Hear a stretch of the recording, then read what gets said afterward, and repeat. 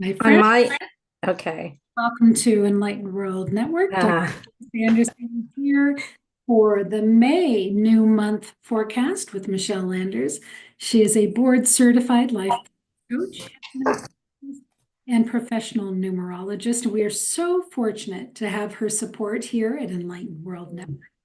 Michele Landers, thank you for being here. And what can you tell us about May? yes, thank you. Thank you so much, Ruth. And you know how much I love being on Enlightened World Network and all the wonderful work that you do. So, what can I tell you about May? First of all, I apologize for being a few minutes late. I know that can be frustrating sometimes for people, but that's May already. Um, one of the things I thought about, I said, wow, I think May very subtly is going to give us a little break from a lot of the shocks and the upsets of March and April. However, in truth, I think that we're so accustomed to shocks that nothing really surprises us. We may get a, ah, but still on its own, May presents us with some extraordinarily um, really moving astrological and numerological alignments, inviting us and supporting us to break free from old patterns and just clear the decks. And I'm going to jump around probably a little bit because there were a couple of things I wanted to talk about. One thing I want to say real quick, because I was concerned I might forget it. Chiron is called the wounded healer, and it's been in Pisces for quite a while, but it is going into Aries, and that is significant. And we'll talk about that in a little while. So, first of all, it's time to take a big, bold step into new beginnings. After all, May is a 5 month, which is change, change, change. So, what's going to change? What I'm wondering is if I know that I've been feeling the energy and the energetic shifts, and I'm wondering if anyone else is feeling that or feeling as if you're waking up or feeling like something's coming, or you need to do something. I know definitely I have, and I didn't realize until I started doing the aspects for the month what the heck was going on or what's coming. So we're going to start as we do with the numerological aspects for May. Again, it's five. May is a 5 month. And as I tell you every month, because 2025 is a 9 year, every month we'll have a double dose of that month's numeric energy. And that's powerful. So when we get to September, I expect big transitions because September is a 9 month and we're in a 9 year, but we're not there yet. So when you add the number 5 month of the year and we add it to the universal energy of 2025, which is 9, we arrive at 14. When you add 1 and 4, you arrive at the number 5. So that's how it goes for the entire year. Each month, we're going to have a double dose of whatever that energy is. So I wanted to backtrack a little bit because I noticed a couple of things had happened, or one thing in particular. Last month, I had mentioned that there was either a leader stepping down or something was going to happen. And sure enough, we saw that Pope Francis passed. And I don't know how I happened to come around this, but I did. Klaus Schwab stepped down as World Economic Forum chief. Okay. So, another thing that I'm going to keep mentioning until after July is again, we have this possibility of assassination attempts on Trump. Well, apparently, there have been recently two other plots to assassinate the president. One was a Pennsylvania man was recently arrested for making threats, and to not only Trump but Elon Musk, and a man by the name of Sean Montpere was arrested for also planning an assassination against Trump. Ryan Routh or Roth, I'm not sure, is another. And the reason I mention it is because, I guess Trump doesn't follow astrology, but and numerology, but he really should, because that stuff is just looming. So again, the word for the month is change. May is a big month of many changes, ideas that will likely push or prod us into a different direction. There's no doubt in my mind that 5, on one hand, it's restless, it's impatient. We can feel we're at a crossroads. Our energy can be a little scattered. We can have this feeling of which way do I go? What do I do? So the 5 is about movement, and it's going to be felt individually and globally. And moves, which can be more, it could be more moves of home. Maybe more people are selling, moving this year, or this month, I should say. I think it does have to do with the real estate market. And I'm thinking, because the 5, we're in Taurus season, and Taurus is about security and home and physical earth. So the 5 can bring changes in all of those areas. It just feels like there's so many moving parts this month. We're going to do this. No, no, no, wait, let's do this. Or I want to do this, but I don't have all the information. People can be rash, they can be impulsive. Communication is so big this month and wild. So I just caution everybody, because of this energy, just be very, very, very careful with your words. 5 is also about travel. 5 is usually a number of short trip travel or local travel, but it is especially good if you're traveling to learn something, or if you're really curious about some area. And 5 can be fun socially. So I do encourage people to get out there, be with other people. You'll be surprised the connections you can make this month, the ideas that can come forth.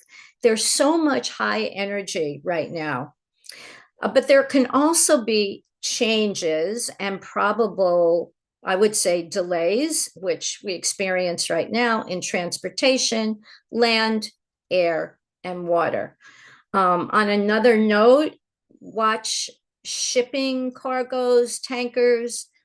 There may possibly be some oil spills, something to do with water and cargo, things happening or changes, especially around water. Weather, again, I don't even know if I should mention this every month, because I think people get it. Crazy fires, droughts, flooding, and again, eruptions, volcanoes. There is a possibility of an eruption in Mexico, and that did not come from me. That came from another psychic. But I know that eruptions are part of the month. Now, for the USA, May is a 7 personal month in a 2 personal year. The number 2 and the number 7 are very, very intuitive, very sensitive, and very emotional numbers. So don't be surprised if in the US, if your emotional life seems a bit rocky, things are confusing, we're questioning many, many things. But the good news, because there's always, this give and take with the numbers, the combination can lead to really important self-discoveries. And I think that's really big this month, is realizations, other discoveries, and really pay attention to your intuitive perceptions. And I want to mention how important that is. That's always important, but I really encourage people to get as quiet as they can, despite the craziness going on, despite all this. Really step up your meditation and your whatever process you use to heighten your intuition. Really step that up this month. The number 7 is highly spiritual. So in a sense, it's a I want to be alone energy, creating a feeling of wanting to withdraw, wanting to step back, but so much going on that kind of forces you to do things. It is not the time to push anything or rush into anything, as I said. But 7 is such an supportive energy for meditation, for studying. It's also connecting with others from the past or those you haven't seen in a while.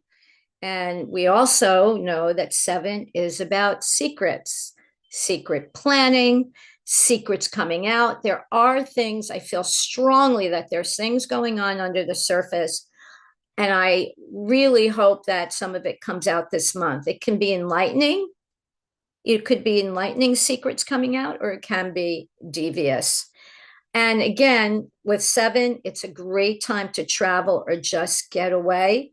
But I would suggest it really favors long distance travel, which is a kind of a contradiction here because I do think that there's going to be issues with travel this month. But it really favors travel near or near water. But here's the rub, right? We have a lot of Neptunian energy, which is also about water.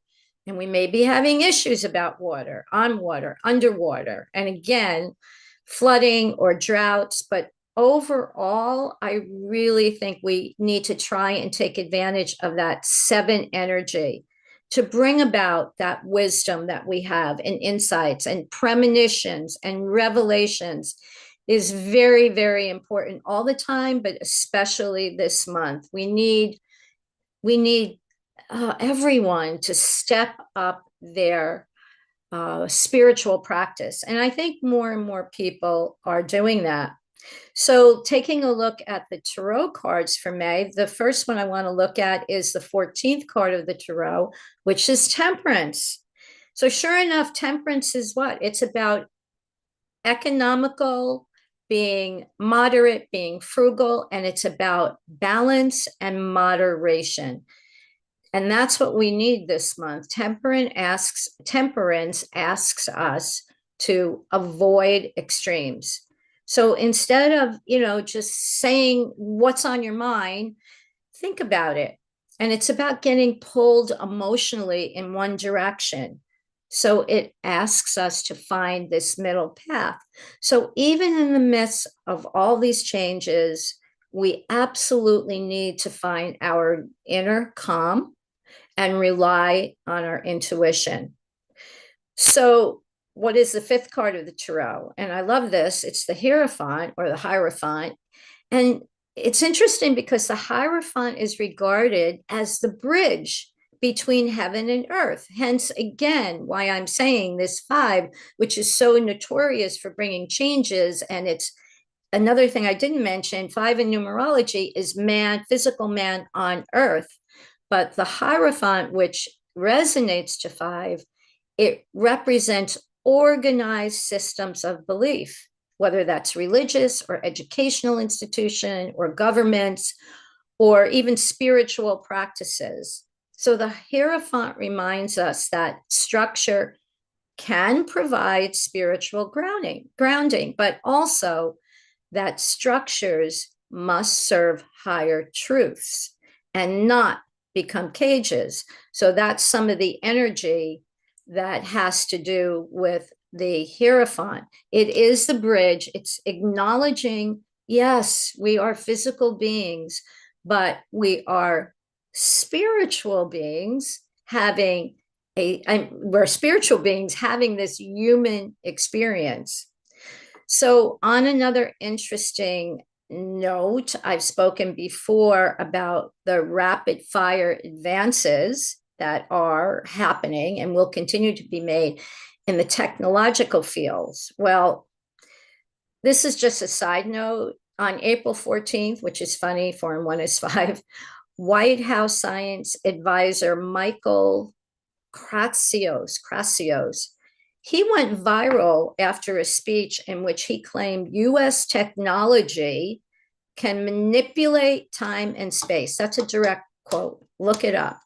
So I'm wondering, is that what's underneath? That's what's happening? Does he mean metaphorically? I mean, it's crazy, but a lot of crazy things, I think, are coming out. So the big news that's, I think all astrologers and psychics are talking about, numerologists, May 25th. And I will get to that, but this is a big energy shift day. Saturn and Neptune are together in Aries, very rare, very important for both the collective and for us personally. But I'll get to that in a minute. I just wanted to put that out there, circle that. And it could be 24th, 25th, 26th in that area. So May 2nd, we have Venus conjoins Neptune, Mercury in Aries, sextile Pluto in Aquarius. So tomorrow, and it could be today as well, because these transits kind of overlap. So it's about deep thinking and very persuasive communication. And again, uncovering hidden truth, which is and has been a theme for quite a while. So we can expect those really what moments for sure. Now, on the 4th, we have Chiron, as I started to talk about, moving into Aries for 10 years.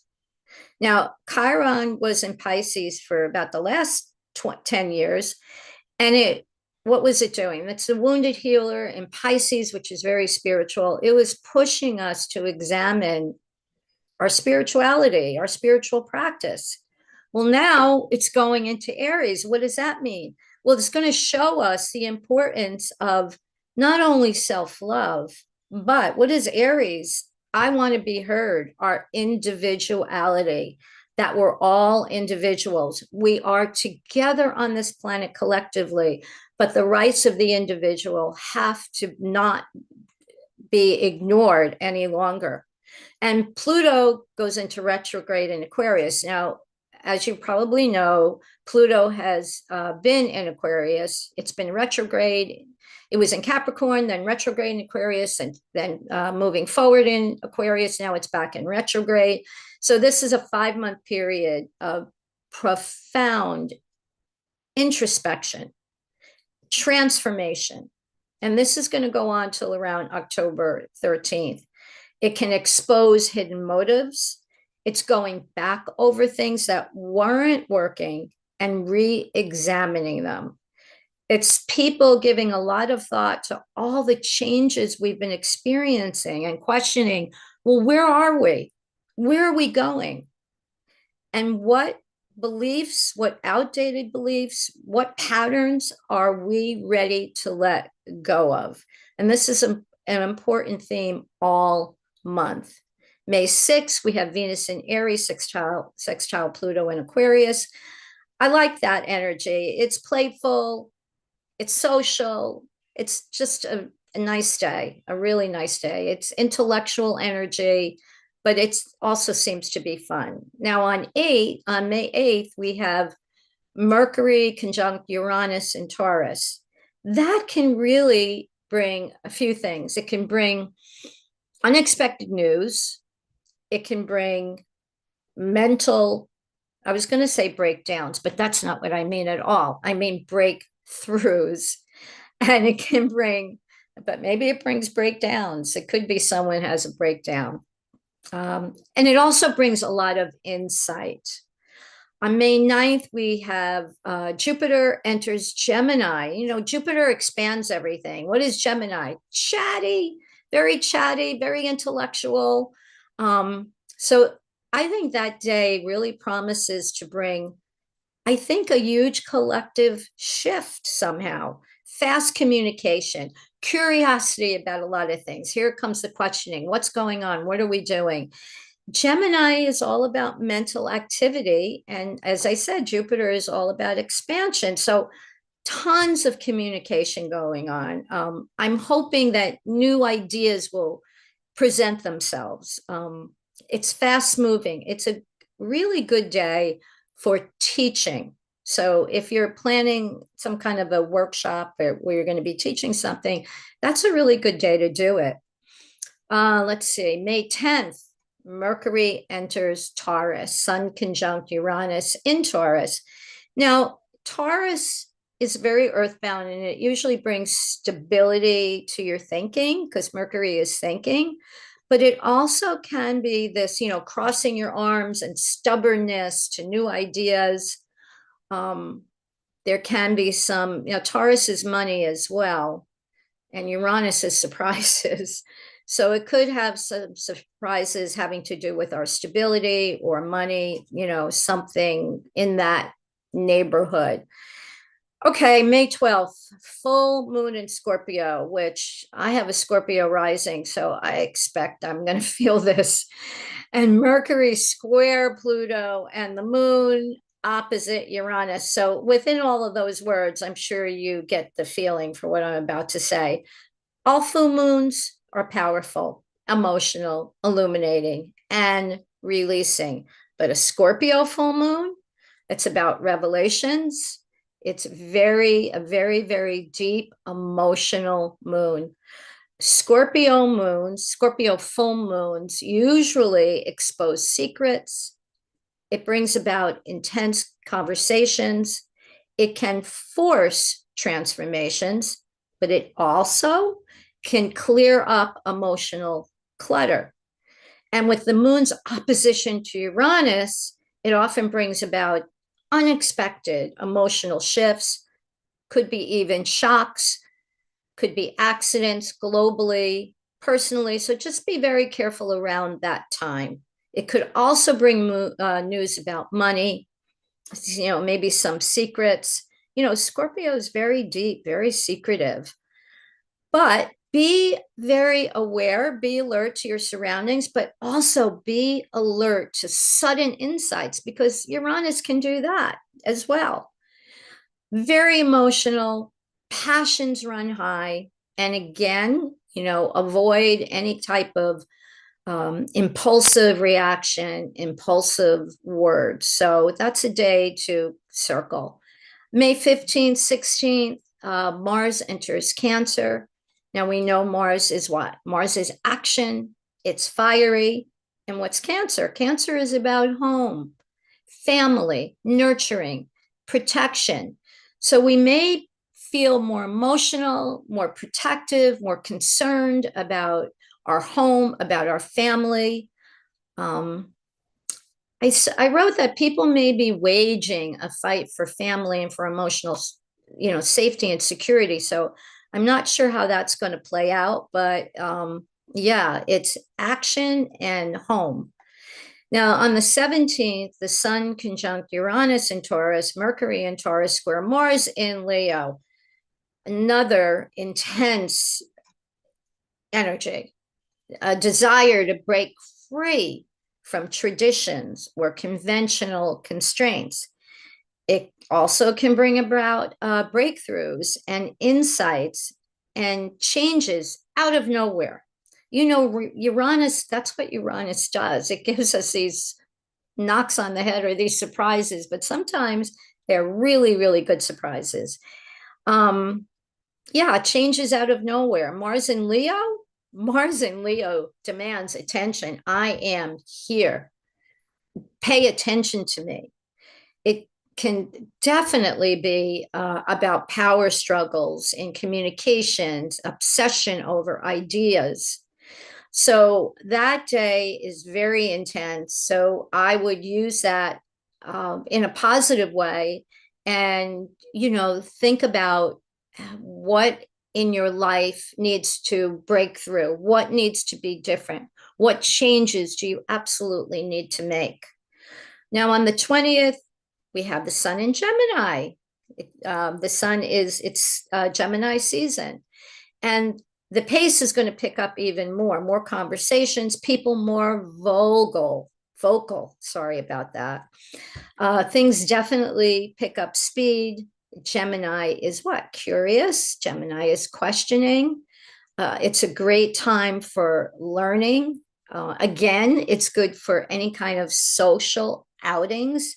I think it's more of a fun day. So pay attention to that. And if there's something that you want to learn, it's a great day to start that process. On May 22nd, we have Venus trine Pluto. Venus and Aries trine Mars and Leo. That's a lot of intense energy.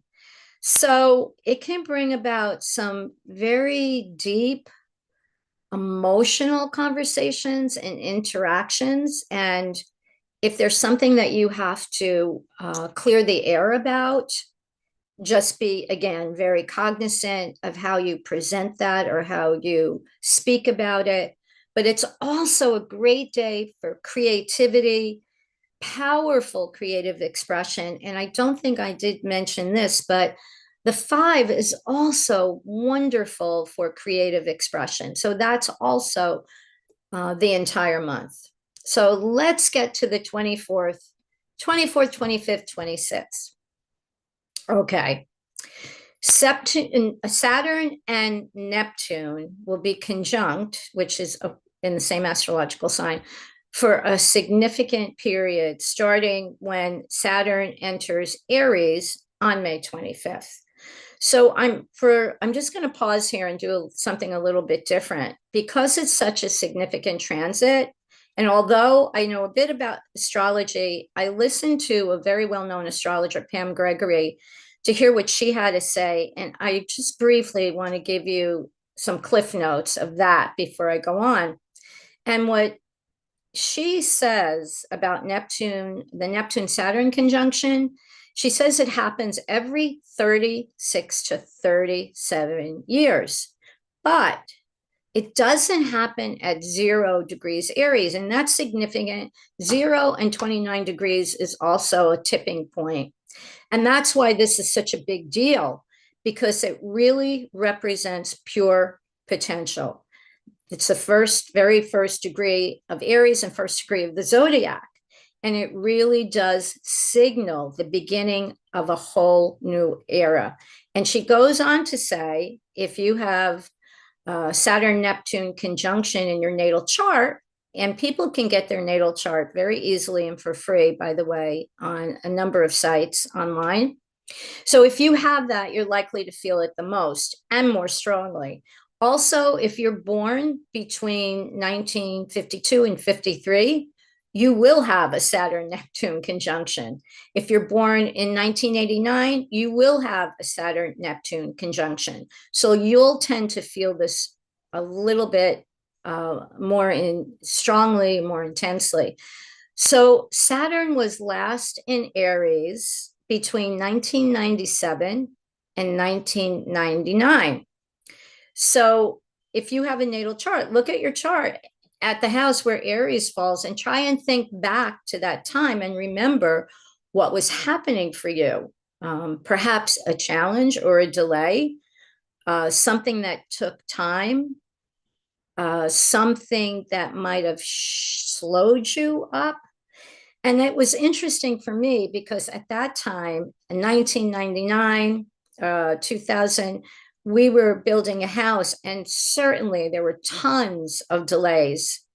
But for sure, this is what I found so interesting that Pam said. The transit is linked. Are you ready? Russian history. Russian history really seems to resonate, and Russia really seems to resonate to this Saturn-Neptune conjunction. We had a Saturn-Neptune conjunction in 1917. That's the Russian Revolution. We had it again in 52 and 53. In 1952, Putin was born. In 1953, Stalin died. And then we had it again in 1989 when the Berlin Wall came down. So this conjunction at 0 degrees is coming up again now in 2025 and 2026 will lead, Pam believes, to a redefinition with Russia in some way. So we're going to wait and see what happens. And Neptune was last in Aries from April 1861 to 1875. And that was over the period of the US Civil War, because Neptune and Aries can glorify, unfortunately, war or idealize war. And Neptune is about water, the seas, illusions, delusions, dreams, spirituality, addictions, collective hypnosis, deception, blood, and the immune system. but it's also about transcendence, reaching higher levels of spirituality. So all of this is like coming together. It's giving us this big push. Okay, so that was from Pam. So my take on this, well, Saturn was in Aries from 67 to 69. And that was a time when there were a lot of protests against the war in Vietnam. So it's not any surprise, right? There has been and will be more protesting. More people are gathering in groups. Yeah, they're protesting, but they're also people forming these supportive groups, spiritual groups, groups of commonality, food co-ops, gardening. And it can also mean, and I'm just putting this as a sidebar, I guess, or a side note, it could be a big planetary event or shift of some type. And since Saturn is disciplined and Aries is what? Action, people are getting involved in a more, and I love this, a thought out, planned way. More people searching for higher truths, more people embracing spirituality. And I don't mean in just the religious sense, but embracing the collective idea that we are all one.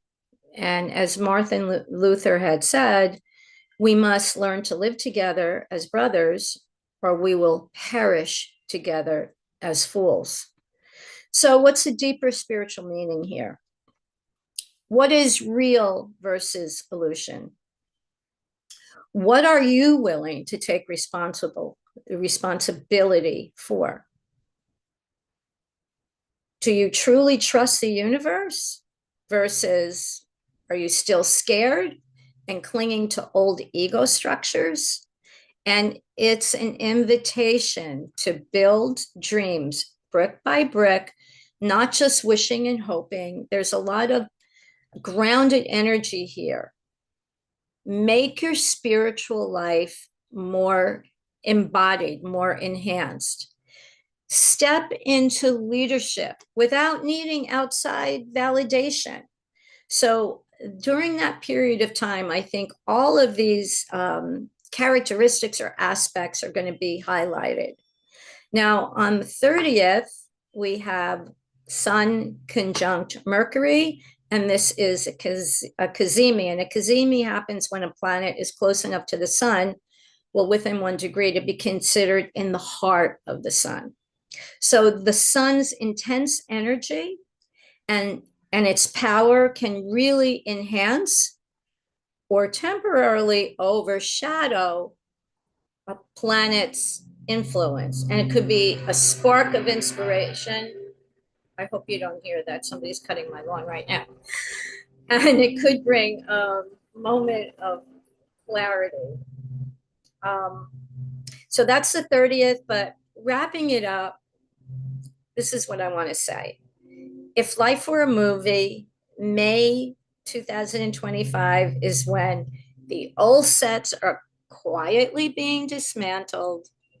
The actors are rehearsing new scripts. The new movie's about to be filmed, but only if it comes from real passion, real truth, soul truth. So I think that May is loaded with transits that speak so loudly to the number 5 of change. May can be full of surprises and changes, and some are going to be more subtle, and some are going to feel like this full out, what's happening? So, what's the key? As always, stay grounded, have discernment, and know that May is about courageous new beginnings while being very real and practical about your dreams. You know, putting a foundation, putting legs under your ideas and your visions. And of course, trust your instincts, remain open to insights, remain open to opportunities. A lot of opportunities are out there this month. Stay rooted in faith and build carefully, intentionally, and soulfully. So that's it for the month. I wish you all super enlightened month. So thank you all. Thank you, Michelle. I will say this is the first time in about 6 months that there hasn't been anything kind of white knuckling.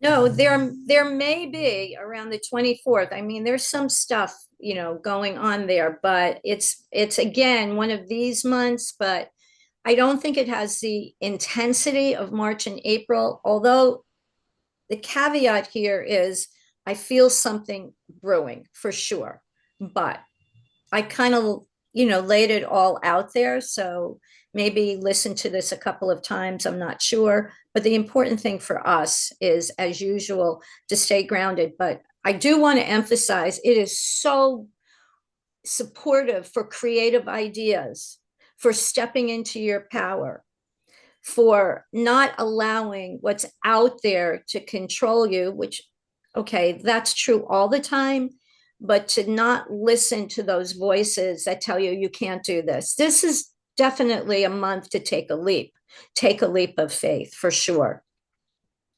So I think I'm going to start including cocktail recipes for people at the end of each one, because we certainly need, I'm not a, well, I was going to say I'm not a proponent of alcohol, but I guess I am because I do like occasional cocktails. So I thought May would be mojitos, June would be Jello shots, July Jack Daniels. I don't know. That was just something that came to me. I think you should include alcoholic beverage recipes at the end of the month. It's very fun. Very fun. Right. So, Michelle, what would you like folks to know about you?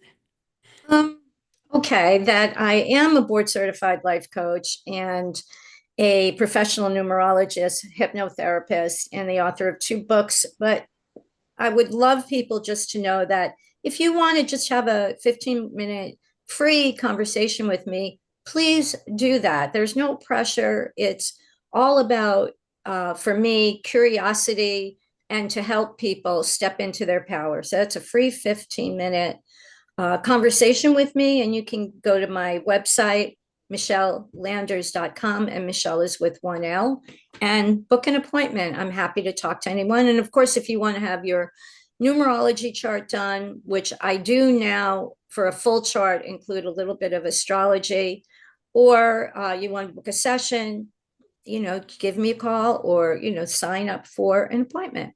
So thank you. Yeah, thank you. Thank you so much. Thank you for being here every month. We greatly appreciate you here at Enlightened World Network. And friends, thank you for being here. So take good care. God bless. And we will see you all soon. Bye now.